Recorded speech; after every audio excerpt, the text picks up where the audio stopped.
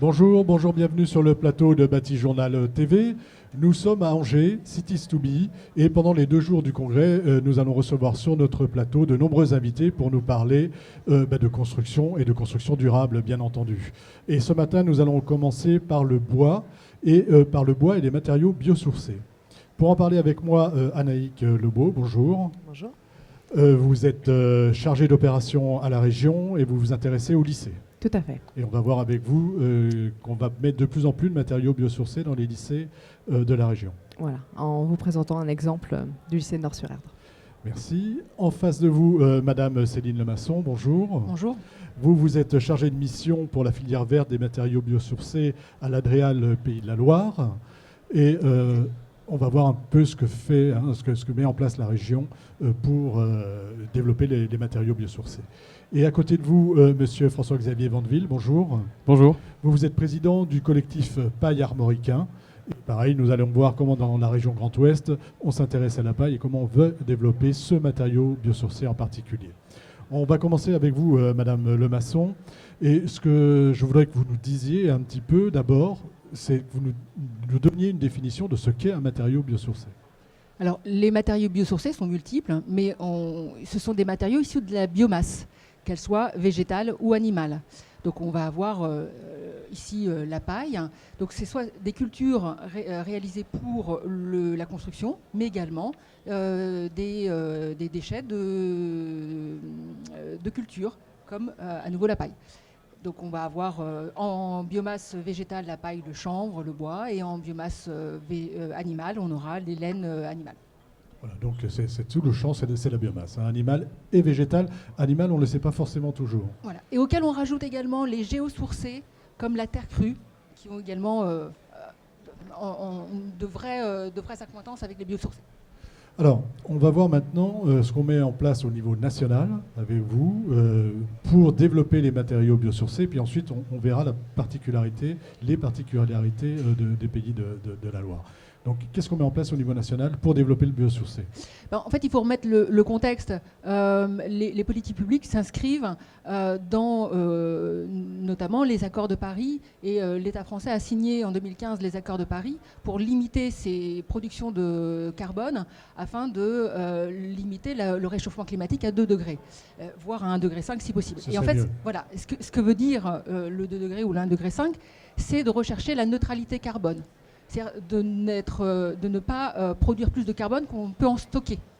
Et la loi Elan de 2018 et la stratégie nationale bas carbone identifient comme levier les matériaux, et notamment les matériaux biosourcés, mais également le recyclage de matériaux, comme éléments pouvant permettre de réduire la production de carbone et le bilan carbone des bâtiments. C'est un moyen de tenir nos engagements. C'est un moyen de tenir nos engagements. Et donc nos actions s'inscrivent dans cette politique. Voilà, alors, toutes les actions de l'État, c'est quoi au niveau national, les actions ?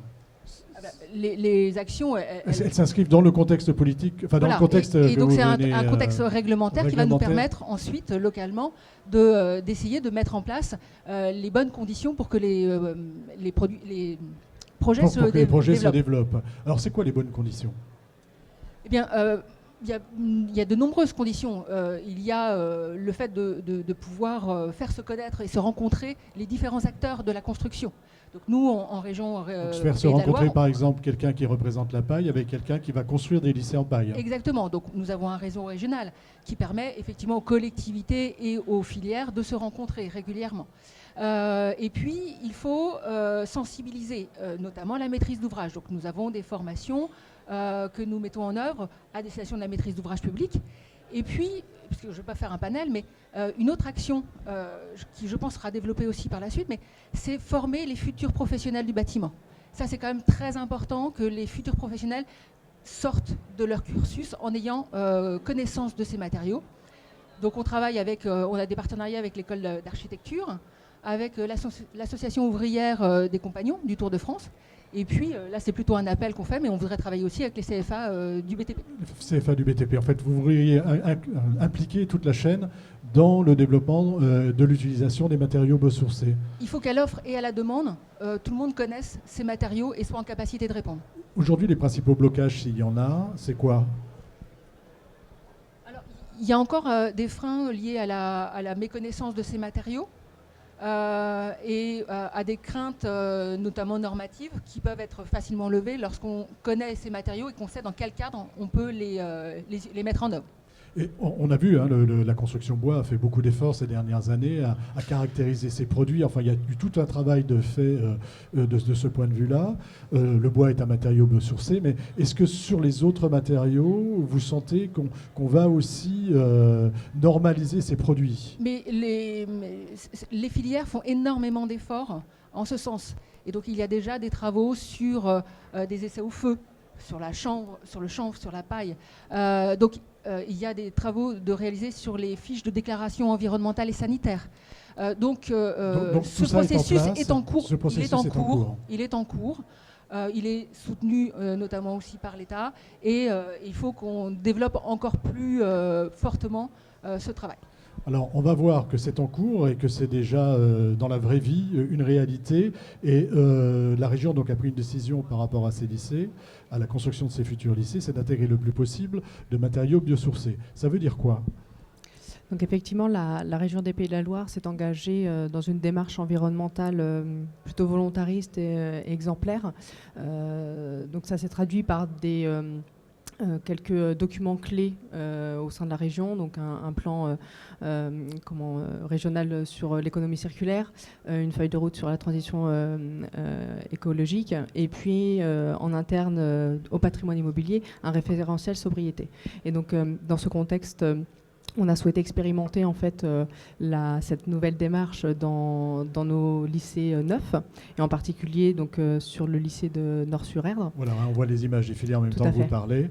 Donc, qu'est-ce qui caractérise au plan des matériaux biosourcés le lycée de Nort-sur-Erdre ? Donc, on s'est lancé sur le lycée de Nort-sur-Erdre sur une démarche bas carbone et donc avec un label E+C- BBC 2017, et puis un label également bâtiment biosourcé, où on vise le niveau 3, donc le plus haut niveau du label. Le plus haut niveau du label qui n'a pas été atteint encore aujourd'hui, hein, si mes souvenirs sont bons. Il a été atteint, on sera le premier labellisé en France. Voilà, de niveau 3. Premier labellisé de niveau 3 en France. Exactement. Ce qui implique au plan de l'utilisation, qu'est-ce que ça implique au plan de l'utilisation des matériaux biosourcés ? Alors, ce qui est important, c'est ce que venait de dire Céline. L'important, c'était surtout d'avoir une démarche déjà dès le début, au départ du projet, et puis d'intégrer les filières locales pour connaître les matériaux qui étaient à disposition. Donc effectivement, on a fait le projet en fait inclut une structure bois. Donc on a travaillé beaucoup avec Atlan-Bois par exemple. On a également mis en place, on a souhaité en fait ouvrir le champ des possibles au niveau des matériaux biosourcés, donc avec un isolant végétal, donc dans l'enveloppe du bâtiment. On a également souhaité mettre du revêtement de sol, donc en linoléum, qui est une matière recyclable, durable. À base de lin. Tout à fait. Et qui a aussi des propriétés naturelles antibactériennes. Donc on a également par exemple de la peinture végétale, qui est donc à base d'huile de lin, et elle qui apporte par exemple une qualité d'air intérieur très intéressante puisqu'elle n'émet pas de COV, de composés organiques volatiles, ce qui est important aussi quand on livre un lycée pour 1000 élèves. C'est pas seulement, on ne choisit pas des matériaux biosourcés parce qu'ils sont biosourcés, on les choisit aussi pour leur qualité. Le sol pour les qualités antibactériennes, la peinture. Enfin, il y a aussi des bonnes propriétés en termes de qualité de l'air pour le sol, et la peinture pour d'autres propriétés que celles d'être simplement biosourcées. Tout à fait. En fait, les matériaux biosourcés, de par leur caractère naturel et souvent plutôt leur provenance locale, on va dire, ou indigène, permet donc d'apporter une qualité environnementale au bâtiment. Donc là, on vient de l'illustrer, les qualités de l'air, qualité de bien-être, par exemple avec le bois vis-à-vis de la biophilie. Le bois, on se rend compte qu'il apporte un bien-être. La biophilie, c'est le fait de se sentir bien dans un environnement bois avec une belle table comme celle-ci. Exactement. Et au-delà de l'ensemble de ces qualités environnementales, il y a également leur rapport vis-à-vis de la démarche bas carbone. Donc Céline l'a présenté à l'instant, on vise des objectifs très ambitieux sur le stockage du carbone. C'est le cas pour le bois par exemple, qui a cette propriété de stocker le carbone. Le fait aussi de développer les filières locales permet aussi de diminuer l'impact vis-à-vis du transport. Donc les biosourcés permettent, au-delà de leur qualité environnementale, aussi de diminuer l'émission de carbone quand on construit un bâtiment et également quand on le recycle, puisqu'il faut penser à le construire mais également à le recycler en fin de vie. Et les matériaux biosourcés sont beaucoup plus facilement recyclables dans 50 ans. En fin de vie. Tout à fait. La question, c'est est-ce que vous les trouvez facilement, ces matériaux biosourcés? Est-ce que ça implique, est-ce que ça change vos habitudes de maître d'ouvrage? Et est-ce que ça change aussi les habitudes de la maîtrise d'œuvre, de l'architecte? Et deux, est-ce que vous trouvez facilement ces matériaux? Est-ce que vous les avez facilement à disposition avec toutes les garanties dont vous avez besoin lorsque vous construisez un lycée? Oui, alors oui, ça change les façons de faire, mais je pense que c'est la démarche qu'on doit tous engager aujourd'hui au vu des exigences climatiques. Donnez-moi un petit exemple sur la façon de faire. Alors, en tout cas, il faut travailler ensemble. C'est-à-dire que la maîtrise d'ouvrage doit être pilote pour effectivement lancer ces exigences environnementales. Derrière, donc, travailler énormément avec la maîtrise d'œuvre pour aller aussi à la connaissance des matériaux. C'est-à-dire qu'aujourd'hui, les matériaux biosourcés sont peut-être pas suffisamment connus. Comme le disait Céline Lemasson, le fait d'avoir aussi l'Adréal qui pilote des réseaux de mise en connexion avec les filières locales permettent aussi de mieux connaître les matériaux. Et effectivement, il y a des matériaux qui répondent à toutes nos exigences, en particulier aux exigences d'avis technique, aux exigences de FDES, les fiches donc environnementales dont on a besoin pour rentrer dans les calculs des labels. Donc oui, il existe des matériaux biosourcés qui répondent à toutes ces exigences. Voilà. Et vous les avez et vous les trouvez facilement. Tout à fait. On va passer... on va voir qu'on en trouve et qu'on trouve de la paille notamment. Alors aujourd'hui, on ne pouvait pas inviter tout le monde, le chanvre, la paille, le lin, mais on a la paille avec nous, on a la chance d'avoir la paille avec nous. Et alors, si j'ai bien compris, la paille, ce n'est pas quelque chose qui arrive comme ça par hasard. C'est très ancien finalement de construire avec la paille. Oui, alors j'ai ramené une petite surprise. Là, c'était un article qui date de 1921 sur la plus ancienne maison en paille référencée en France et qui a été rachetée par le réseau français de la construction paille, donc c'est la maison Feuillette à Montargis, avec un titre tout à fait évocateur. Voilà, c'est le titre qui est important finalement. Eh ben oui, fraîche en été, chaude en hiver, les maisons en paille sont avant tout économiques.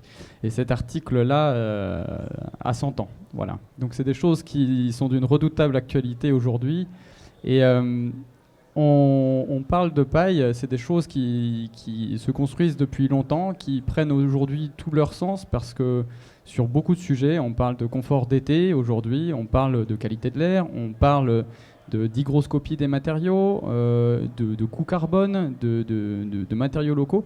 Et sur énormément de sujets, les matériaux biosourcés répondent à ces exigences. Répondent à toutes les exigences. Ce qui est important dans ce que je viens d'entendre, et de tout ce que vous venez de nous dire pour l'instant, c'est qu'on ne s'intéresse pas aux biosourcés, aux matériaux biosourcés uniquement pour l'aspect carbone.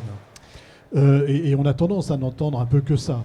Et aujourd'hui, on voit bien que s'intéresser aux biosourcés, ce n'est pas que sur le carbone.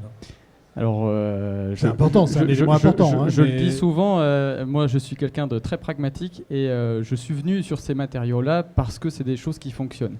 J'ai des projets à Nantes là où il a fait 39 dehors et dans ces bâtiments-là, sans clim, il fait 24 degrés. Donc il n'y a pas de climatisation. Sur combien de jours? Parce qu'on sait qu'aujourd'hui, notre difficulté, ça va être de tenir une canicule qui a 8-10 jours. Sur tout l'été. Sur tout l'été, c'est monté à 24. Il m'a avoué après, c'est monté jusqu'à 25 degrés. Mais sur tout l'été, avec une bonne conception d'un bâtiment, avec une bonne enveloppe thermique, donc bien conçue avec les bons matériaux, le delta à récupérer et en confort d'été, et en confort d'hiver, et en renouvellement de l'air, etc., il est très faible. Donc ça, c'est des choses qu'on sait faire. D'accord. Donc on sait faire depuis longtemps. Mais malgré tout, il a fallu qu'on fasse des règles professionnelles qui sont parues, je ne sais plus... En 2012, voilà, c'est 2012. tout à fait réglementaire. Aujourd'hui, on a des guides de bonne pratique, et ça, pas forcément uniquement dans la paille. Il y a aussi des règles de bonne pratique au niveau du chanvre, au niveau de la terre. Donc il y a des choses qui se développent. Donc c'est tout à fait réglementaire, et aujourd'hui, on peut construire en paille comme avec n'importe quel autre isolant. Alors qu'est-ce qu'il faut faire pour développer, pour donner envie et pour lever quelques freins quand même sur la construction paille? On a toujours des... sur la construction biosourcée en général. Je vous demanderai de vous faire le porte-parole de tous les matériaux biosourcés. Oui. Mais je pense qu'on a quand même beaucoup de freins qui sont en commun. Le fait est que nous sommes des filières qui sont émergentes aujourd'hui pour les raisons dont on a parlé, émergentes au niveau du grand public. Nous, on a souvent cette question d'approvisionnement, voilà, soit du côté agriculteur où on dit la paille va pour notre agriculture, soit du côté de nos constructeurs qui nous disent oui, mais je ne vais pas trouver la paille, en tout cas pour construire. Donc ça, je vais annoncer vraiment le maître mot, c'est l'anticipation, et ce pour tous les projets biosourcés. Voilà, c'est ce que vous disiez tout à l'heure, il faut anticiper. Voilà, on a la même chose. Donc là, le collectif paille armoricain accompagne le lycée d'Esnay, donc la région également, et on a mis en place justement une démarche pour approvisionner la paille. Parce dans un contexte il faut prévoir l'approvisionnement quand on travaille sur les biosourcés, et notamment sur la paille, il faut le prévoir bien en amont, c'est-à-dire l'année d'avant la construction pour avoir le... Alors suivant les contextes, ça peut ne pas poser de problème, mais là, le fait est que le lycée a une demande de volume de paille important, et en 2018, la sécheresse a été largement ressentie en Vendée. Donc le principe a été en tout cas d'accompagner la région pour dire, là, si vous mettez un bâtiment à cet endroit-là sans anticiper toutes ces problématiques, ça ne va pas passer, ni auprès des agriculteurs, ni auprès des élus, ni auprès de personnes. Donc on a fait tout un travail d'accompagnement, de réunions publiques, auprès des agriculteurs également. On a vraiment sensibilisé tout ce monde-là. Et aujourd'hui, le monde agricole s'est emparé aussi de ce sujet en se disant, voilà, on va s'organiser pour répondre à cette demande. Et ça, c'est vraiment le fond du projet. Il faut accompagner tout le monde, y compris le monde agricole, qui est le producteur de la ressource. Absolument, absolument. Il faut former ? Alors, dans les problématiques, on a l'approvisionnement, on a la formation également, puisqu'on voit très bien que dans les ambitions neutralité carbone, les biosourcés ont une large part. Et nous, on est prêt à former aussi un large panel de professionnels. Il y a des règles qui sont éditées. Aujourd'hui, il y a une formation qui est accompagnée, qui s'appelle la formation ProPaille, qui dure 5 jours. Et on est à même, en tout cas, de former un large panel de professionnels. Donc ça, c'est des choses qui s'organisent. La formation, c'est des choses qui s'organisent. J'imagine que sur les chantiers, on forme aussi. Oui, en particulier grâce aussi à l'insertion professionnelle, puisque le chantier de Nord-sur-Erdre a une clause d'insertion professionnelle et d'apprentissage pour la première fois.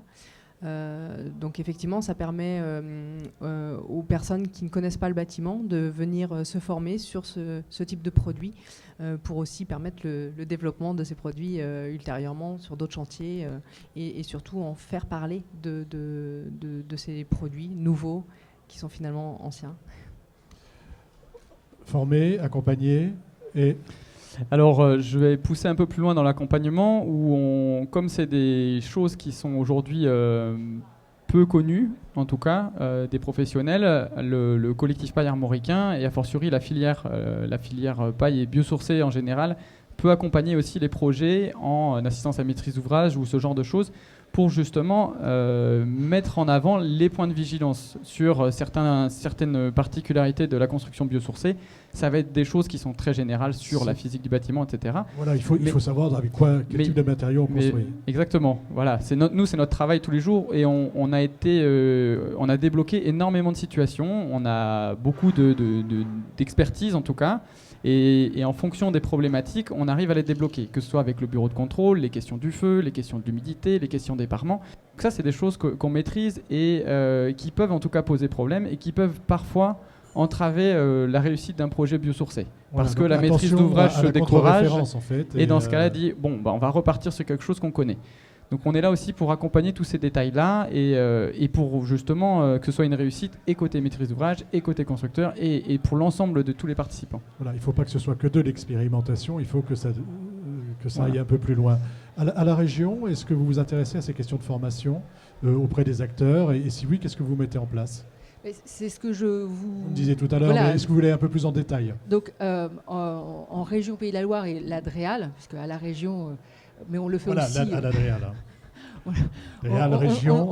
On travaille vraiment bien ensemble, mais former, alors c'est ce qu'on vous disait, former les futurs professionnels, former et sensibiliser. Alors nous, on va être souvent sur des questions de sensibilisation, mais par exemple, le travail qu'on va faire avec l'association ouvrière des compagnons du Tour de France, on le fait sur une partie sensibilisation avec les premières années, et puis après, avec les filières, on organise des rencontres pour que les compagnons puissent rencontrer et avoir un apport beaucoup plus technique avec les représentants des filières. Voilà. Sur les CFA, par exemple, qu'est-ce que vous voudriez faire avec eux? La même chose? La même chose. Donc là, un appel Un au appel est CFA lancé aujourd'hui BTP, au CFA du bâtiment pour Voilà. qu'ils s'intéressent aux matériaux biosourcés. Pour que les futurs professionnels connaissent ces matériaux, leurs particularités et leurs conditions de mise en œuvre. Voilà, c'est important de toute façon. Et qu'ils soient dans leur future structure des moteurs. Des moteurs, Voilà, c'est de eux l'innovation de l'innovation, et c'est eux qui voilà. vont. Alors là, on a des moteurs et on arrive un petit peu au terme de notre échange. Donc je vais vous demander à chacun une conclusion, soit en forme d'appel, soit qu'est-ce qui bloque et comment vous débloquez les choses pour faire accepter éventuellement d'aller plus loin encore dans la construction biosourcée des lycées. Je pense que la communication entre maîtres d'ouvrage est aussi importante. L'engagement que nous avons à la région des Pays de la Loire permet aussi de montrer que c'est faisable dans des coûts aussi restreints. Et puis, que dirais-je d'autre? C'est bon, ça se passe bien alors du coup? Oui, en tout cas c'est un projet qui s'inscrit dans un calendrier identique, on va dire, au lycée habituel, dans des enveloppes... Dans des enveloppes budgétaires identiques? Tout à fait, même avec un objectif de diminution de nos coûts, de nos ratios mètres carrés. Donc ce qui était aussi un challenge, d'avoir des ambitions environnementales très fortes avec un coût à diminuer. Donc tout en assurant une qualité aussi pour les usagers, les futurs lycéens qui rentreront dedans. Et c'est un vrai projet d'architecture, hein. C'est pas quelque chose qu'on fait, qu'on expérimente, on va plus loin, parce qu'après on va faire la paille. Et il y a combien de lycées en fait qui vont être... Alors aujourd'hui, le lycée Nord-sur-Aire est en construction. Derrière, on en sort à peu près un par an. Donc on en a 6 en tout dans les cartons. Et dans les 6, il y a une exigence, il y a une volonté d'aller vers le biosourcé. Tout à fait. Et donc effectivement, Esnay est un exemple. Le lycée d'Esnay part sur la paille. Donc le lycée de Nord-sur-Aire est parti lui sur une diversification, on va dire, des matériaux biosourcés, que ce soit le bois, l'isolant végétal, les peintures biosourcées puisque ça existe, les revêtements de sol, etc. Et les futurs lycées continueront dans cette lancée. Voilà. Le biosourcé, ce n'est pas que de l'isolant. Non. Une conclusion, s'il vous plaît, sur vos actions et sur ce que vous voudriez mettre en place. Moi, je dirais surtout qu'il y a beaucoup de compétences en région Pays de la Loire et que lorsqu'on est porteur de projet, qu'on est intéressé par ces questions, le plus tôt possible, il faut venir nous voir. Alors nous, Andréal, mais nous, on renverra ensuite vers les filières, etc. Il y a vraiment beaucoup de compétences, donc on peut être accompagné, on peut être aidé. On est ici à Cities2Be, on a la chance d'avoir un stand où l'ensemble des filières et les associations sont représentées. Donc vraiment, ne pas hésiter. La formation, l'accompagnement, ce que je retiens, là, c'est vraiment important. Et il y a des compétences réelles en région, donc il faut y aller, il ne faut pas avoir peur. Monsieur Vandeville. Alors moi, le maître mot vraiment, en tout cas, c'est quand vous avez un projet ou une volonté, c'est de vous rapprocher des filières. Ça, c'est le maître mot, anticiper. Plus on connaît les projets en amont, plus on peut lever les freins, les uns après les autres.